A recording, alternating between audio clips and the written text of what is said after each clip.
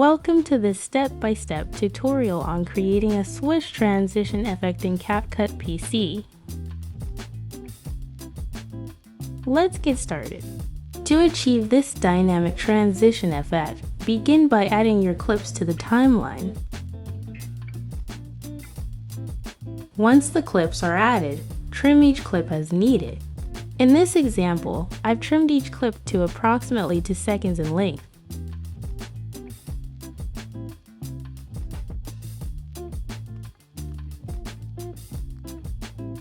Next, select all clips, go to the speed option, choose curve, and opt for flash in for all the clips to set the stage for the transition. Now, focus on the first clip. Head to the Animation tab, select Swoosh,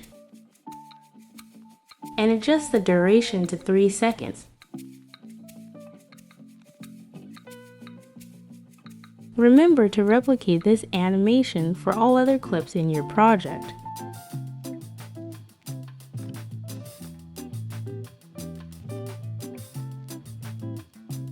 After applying the animations to all clips, proceed to the Effects tab. Add the shake effect and adjust it according to the duration of each clip's animation.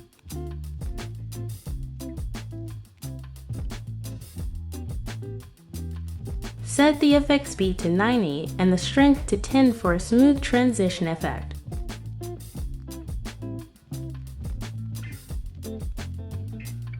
Apply this effect to all clips to maintain consistency throughout your project.